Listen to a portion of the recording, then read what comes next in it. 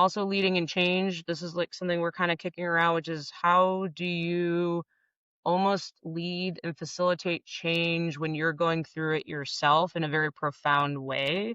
And that could also be wrapped around fear of your own job, as an example, or fear of the unknown, or fill in the blank. I just think there's a lot of questions out there. And so when you're personally struggling to consume, unpack, find your voice in it, I think it's hard sometimes to make that cutover of then how do I support my team when I haven't even crossed over that line.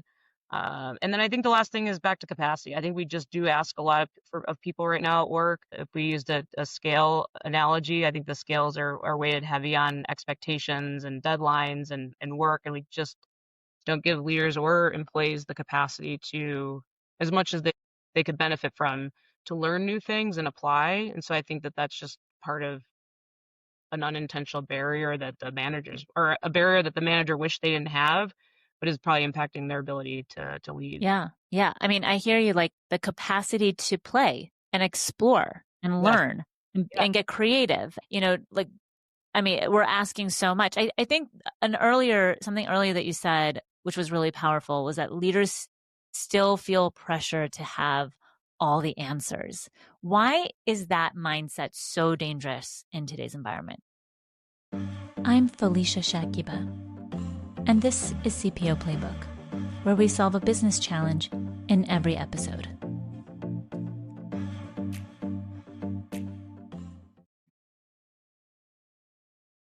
Most companies think they have a performance problem or an AI adoption problem or a transformation problem. But when you look closely, the real issue is almost always the same.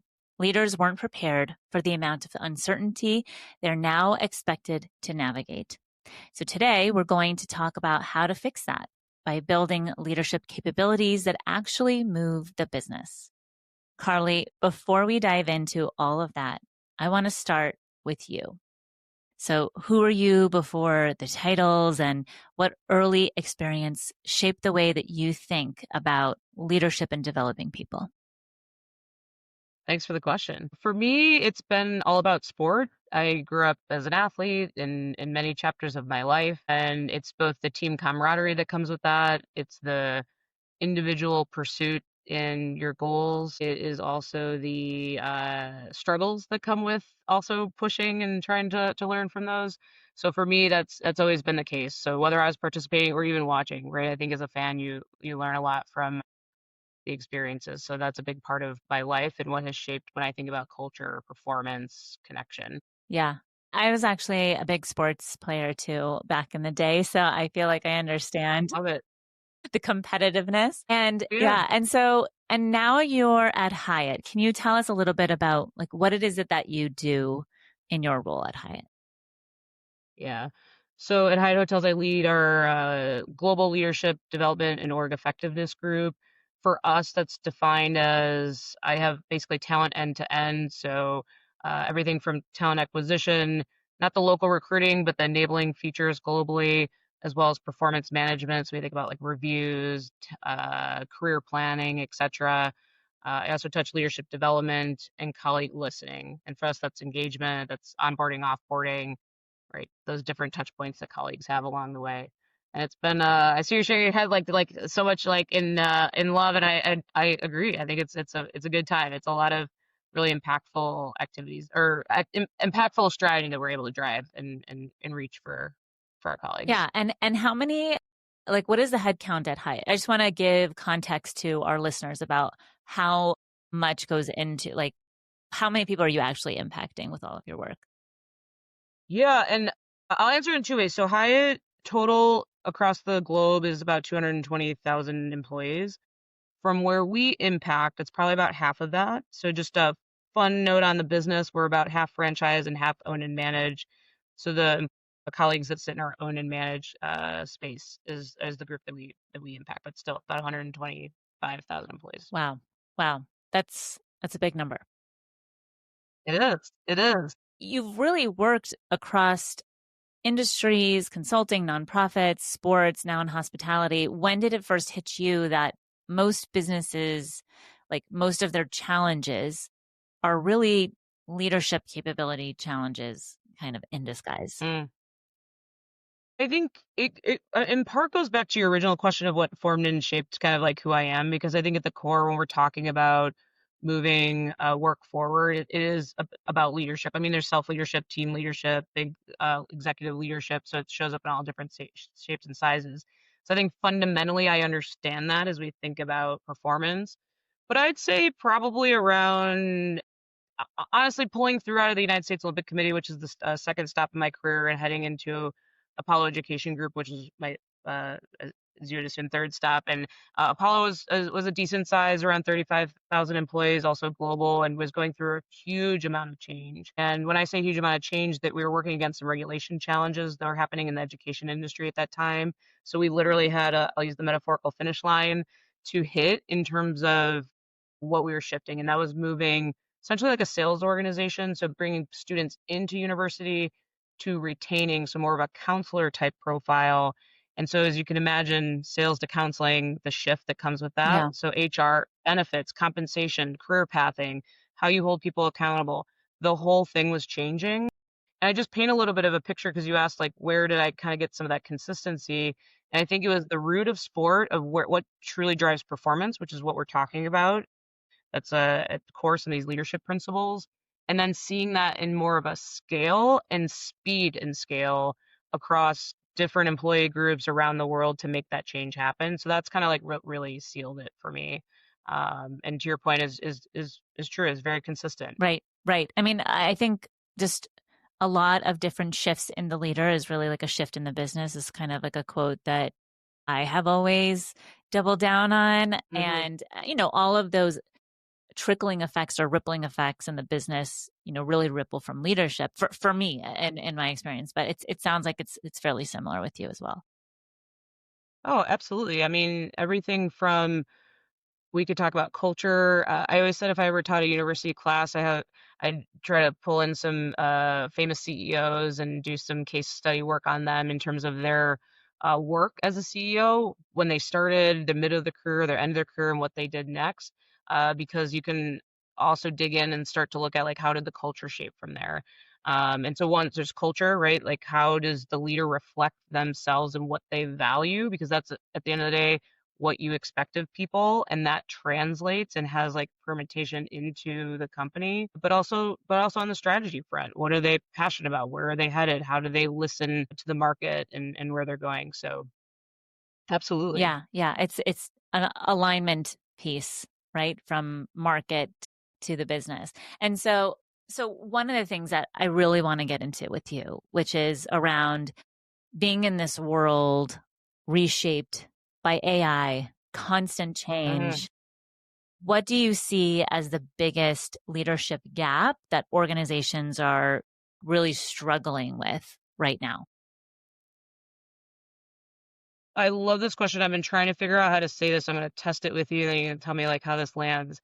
I think with AI, we've been thinking about AI implementation as we almost sort of exist today. If you think about it as like a software or an app, right? Something that exists to solve a singular problem gets put in, and then that can maximize whether it's innovation or efficiency. We'll just use those two to be simple. And really, with AI, what we're talking about is it's not a software or an app. It's not a singular thing. It's ecosystem its own. Almost, I took this from a class the other day, like a moldable a piece of clay that we were molding, Hmm. right? Because that clay can actually solve multiple problems Right. in different ways, and it can change over time, and it can by the way can break, but then we can build it back up. And so that shift fundamentally, I think, is a huge leadership challenge, because if you don't understand that part of it, everything else follows. So, for example, I think that, right, let's go back to like the app mode, you're training to a specific app and outcome. With AI, it's really more of a mindset. What are the problems that I'm trying to solve? And how do I use this moldable clay to help shape my outcomes in not only in a more efficient way, but a more effective and innovative way? I encourage people to start to think about this mindset approach, because it starts to shift how leaders make decisions about what AI is actually going in their company. It changes how they think about then training and adding capacity for employees to actually consume and move, not only have the AI mindset, but then actually do the training to how to use different ways of thinking, right? How do I ask different prompting? How do I do research? How do I um, build different, I'll use the term GPTs or personas or bots and agents. And so I think fundamentally that's a big part of it. I think the other piece is really thinking about the investment. I'm touching on training and investment and capacity, but truly, what does that mean? This isn't make that shift, right? We need to create capacity for folks to have the thinking to make the hop over. And I think there's a lot of assumption right now of like, okay, well, if I give people the tool, they'll be able to like figure it out. And it's different enough. And so I think that's another one that's holding us back. And actually, I'll leave with one more because I'm very passionate about this, especially like large organizations that may not have full visibility on their total implementation. I think we're in this interesting stage where we might say, oh, we're doing AI, we've rolled out, let's fill in something easy, ChatGPT. We'll have you. Does everyone actually have access to it? Mm. Does everyone have the opportunity to use it? Is their manager, back to leadership, is their manager supporting it? And I think these are real barriers that are happening right now that get in the way of adoption because literally it's not in my hands, or there's other things happening in the system that sends signals to me that this isn't what we want to be doing right now. We'll be right back. Hey friends, Marnie Robbins here, host of Vibe Makers, a podcast now on the Work Defined Network. Look, we all know workplace culture doesn't come from a slide deck. Gross. It comes from people. So on Vibe Makers, I talk to the folks shaping the experience of work from the inside out. You know, the HR and people ops folk, founders, leaders, and misfits building culture through small bets, big beliefs, and a whole lot of trial and error. No fluff. Well, maybe a little fluff, but mainly just candid talk about what happens when you stop duct taping your culture together. Come check us out. Listen to Vibe Makers wherever you get your podcasts. Back to the show. That's so interesting. Okay, so you talked about having the AI mindset. Is it available? You know, is the line manager supporting the team in order to actually have that follow through for people to use it? Is that what you're saying? Absolutely. And let's just use a simple example. It sounds something like, did you use AI to build this project? Why did you do that? You should be able to do this on your own. To, hey, how can we use AI differently to like think about more ideas that go into our project? I used this yesterday when I was preparing for my presentation, and I want to share something with you that I learned yesterday. Like, let's dive into that.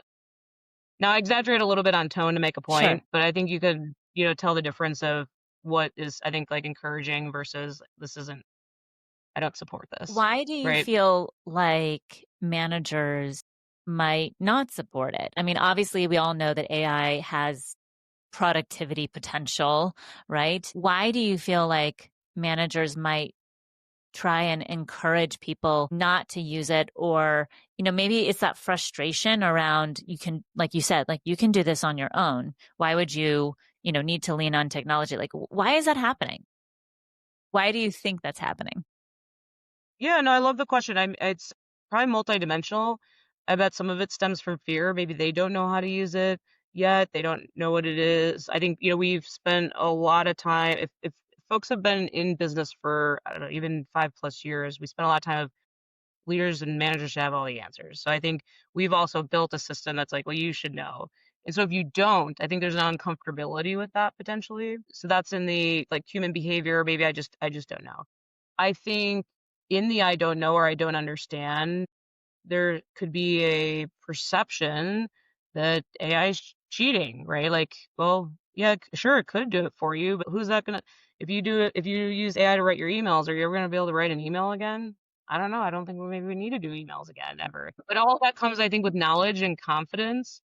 So I think that's part of it. I think the other part of it may be also leading in change. This is like something we're kind of kicking around, which is how do you almost lead and facilitate change when you're going through it yourself in a very profound way.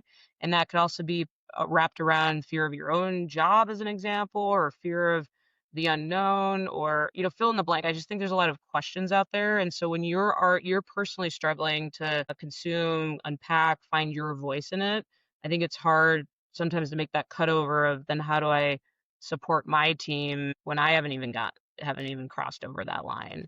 And then I think the last thing is back to capacity. I think we just do ask a lot of people right now at work. If we used a scale analogy, I think the scales are weighted heavy on expectations and deadlines and work, and we just don't give leaders or employees the capacity to, as much as they could benefit from, to learn new things and apply. And so I think that that's just part of an unintentional barrier that the managers, or a barrier that the manager wished they didn't have, but is probably impacting their ability to lead. Yeah. Yeah. I mean, I hear you, like the capacity to play and explore and Yes. learn and Yes. get creative, like, I mean, we're asking so much. I think something earlier that you said, which was really powerful, was that leaders still feel pressure to have all the answers. Why is that mindset so dangerous in today's environment? 'Cause I don't think we have the answers right now. I think the pace of change, well, multiple things. I think the pace of change we're moving right now makes it very gray. Right, we're all figuring it out. That's I love these conversations because I learned something new in your questions and from you, and because that's where we're at, and we're living an example of that. So I think that's part of it. I think, and that's from, we'll just use that from an AI perspective. I also think the world is changing around us in a lot of like profound ways. And so that is putting like change and pressure that we haven't seen before. And so I think there's just a lot. I think there's just a lot going around.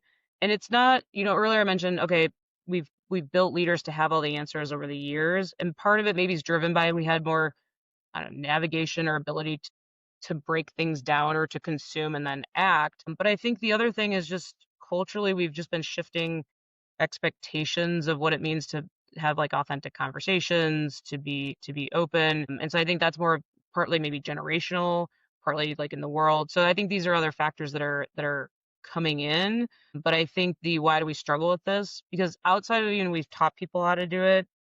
I think as humans, we are still creatures of habit. We like to have some certainty somewhere, whether it's my schedule, I mean, jobs is a big part of our consistency in our lives. So when that feels disruptive, I think it can feel unnerving. So I do think there's also just like this human behavior component to it of having some structure or some certainty somewhere. Yeah.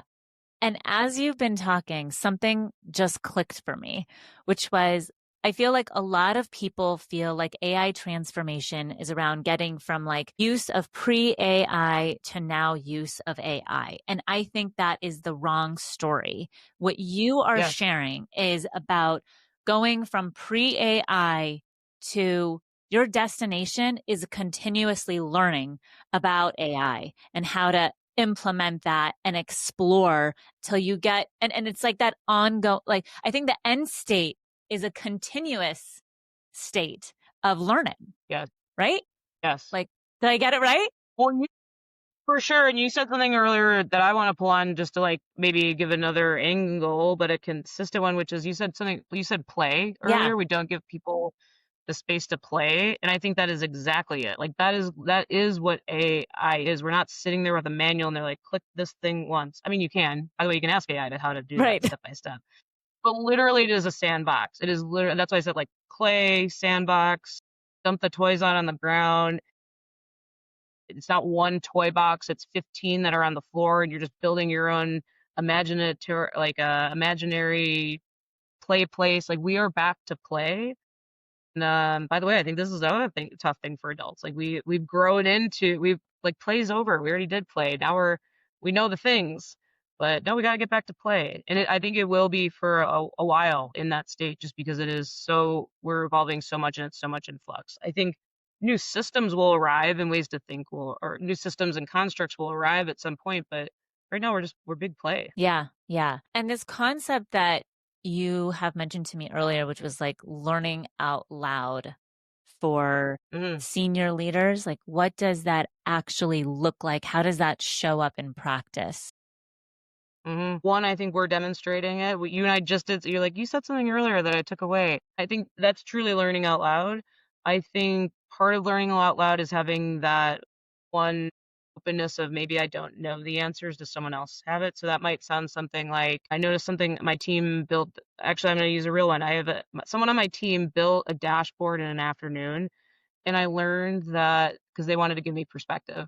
Said her name is Sarah. Sarah has a master's degree, and she's been, doing this work for, almost 10 years. And normally this probably would have taken her several months to maybe even a year to do this. And she did it in the afternoon. And all of our minds were blown out. Sarah still needs that experience because she needed to know what to put in there.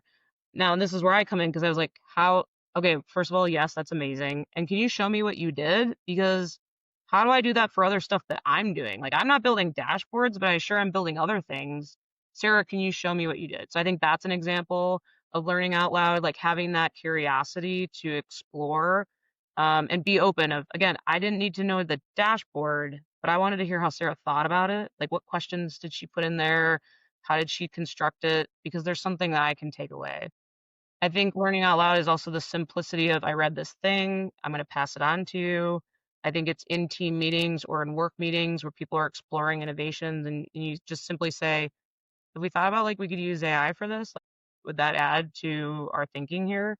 So these are all you asked kind of like how does that look? And I think these are maybe simple ways that people can start.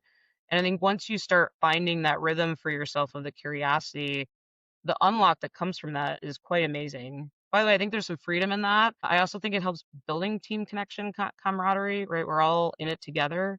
And I know we're talking about AI, but I think this behavior is a leadership differentiator of, I mean, has been, but is certainly now and will be in the future. Back to we're in a continual learning cycle.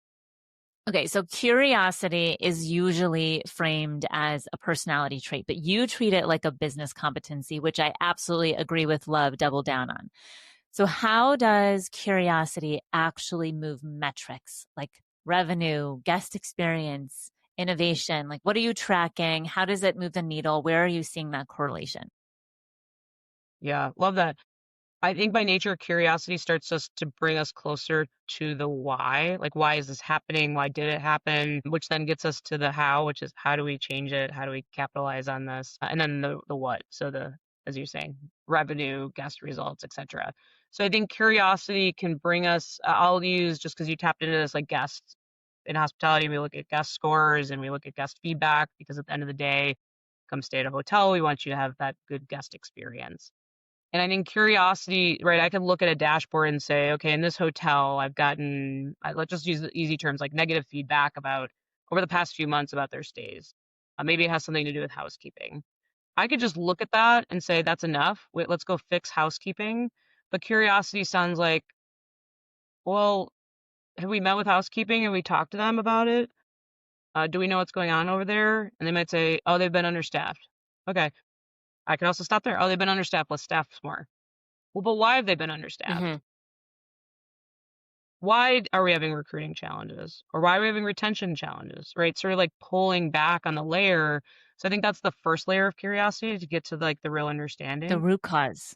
But where does that cut over to your point? I think that's also curiosity too. Like, well, why do I even care about the guest feedback? And why do I care that it's housekeeping? And why do I care about solving that? Well, we know through a lot of work that the guest scores is a reflection of their experience. And if people have a good experience, they return. They have higher penetration of their stay. Like maybe I now eat at the restaurant. So it's not about the hotel, but it's about the restaurant. I might tell somebody about it. And this is where it starts to cover to your question around the revenue, right? The revenue, the return, the ongoing sale. And so that's where I think all those pieces come together. And since we're talking about AI, I'll just say I think you can leverage. Let's just use a simple one, which is a chat GPT. I work in this industry. This is my customer. I do these things. How can I measure that success and cut it to revenue? And I guarantee you it will give you some ideas. And then the next question is, how do I start? What's step one? So it's a great question and one that is in our hands more than it ever has been before. Yeah. Yeah. I have some research on that. I think you might like. It would be interesting to get your opinion, but just to focus on what we're talking about now, which is around this AI transformation, leadership capabilities and so forth. Like you've built leadership capabilities at scale that most people will never touch. Over 100,000 employees globally. Where do you even begin diagnosing the real leadership capability gaps in an organization that large? Yeah. For us, it started with data, so it's a good theme on our last question, which was we did look at things like guest service scores, revenue. Let's just use those two things. And we use data around different various performance components. So think whether it's engagement, whether it's 360s, whether it's pulse surveys, whether it's completion of goals, right? The way I describe it is we put all of that into an ability to kind of crunch that data and to say, here, with the business outcomes and with how we look at behaviors in the organization, we know that if leaders demonstrate these 10 behaviors, they're more likely to have higher business Yep. results. And so with that, that was the process. I took a very complicated thing and simplified it in what was a 5 steps. So just know that there's a lot that sits behind that. But to your point around how do you scale, it was about prioritization against data, things that we knew that mattered. And then we honed in on that. We said, these are the behaviors that matter most.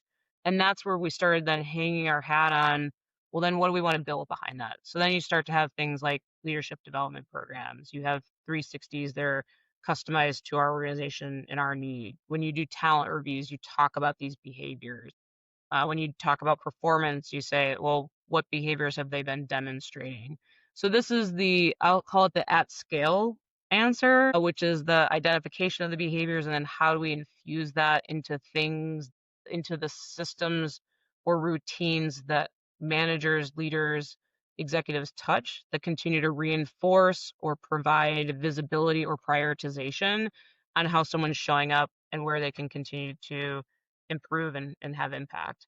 Yeah. I could not have said it any better myself. I think that people don't realize the amount of work and research that goes into ensuring understanding what the root cause is to then turning that into a value creation plan, right, for the Yes. business. And how, like, just curious, how long does that process take you from start to finish? Hmm. I'll give two answers to this. I would say the initial output of how we thought about leadership probably was a year and a half long project. Now we've been in a continual cycle of evolution because the world changes, the business changes. So that becomes more of a let's sort of do light touch. But even those, the research or the time could still be several months. And then the long tail, as you can imagine, impacting 120,000 people, that could still take, 6 months, maybe even a year to consume, fly, and understand. So that's the way I would describe it. But now it's just the continual cycle. In that spirit of continual learning, we're always learning in the organization. We're providing new to our leaders and our colleagues, and they're learning. And the hope is that we continue to prioritize the most important things. But ultimately, the the development, the feedback, the focus in their roles is anchored against something that we believe matters most. And I think there's a lot of freedom and prioritization and clarity. Yeah. We'll be right back. Back to the show. Can you share a specific moment when you uncovered a leadership gap, maybe during a transformation or a customer experience problem? How did that insight shape the solution that you built? Yeah. And maybe I'll pick a simpler one, but still done at scale, just to kind of show range of like the complexity, but also I know sometimes folks, and I'm one of those people. I'll sit and listen to something and say, "That sounds really good. We would never do that here because maybe we don't have the, whatever fill in the blank reason." So I'll give a simple one, or simpler model. When I was at Under Armour, we were going through a huge business transformation. I joined Under Armour after they had finished a high growth run. So almost peak of kind of where the brand was at. And the next step in the organization evolution was, I mean, it's kind of the question of who do we want to be when we grow up, but it was really at the end of the day about how you scale globally. There was global presence, but how you continue to scale. Who is the core consumer? Because in the growth, they started getting a different sense of multiple consumers, which means then your product starts to wane down into where, how you're penetrating. So it was a tightening of that. And the last part was literally the operating model. How do all the departments actually get that work done? And as a peek into a place like that, think about a shoe. Someone has to come up with the innovation. That's done 3 years plus before it hits the market. Innovation, then you have design and development that has to get built, and then someone has to buy it, and then you have to ship it. So it's a really long tail to deliver value. all of that was changing. And so we were leading this major business transformation initiative to make all that happen over a couple of years. And the question you're asking me is about like understanding those gaps to move performance forward. And so what we did here is we just worked with the executives that were tagged to leading the initiatives and the teams that they've had under them to drive their specific business outcome. And we ran regular pulse surveys. And we looked at confidence, literally confidence to drive the change. Interesting. Yep, confidence, their understanding of information that related to their business, and did they have the tools that they needed to lead the change? That's it, 3 questions. And we would run it regularly, and we'd report to the COO around that insight. And we would use a green, yellow, red system called Stoplight. Super innovative.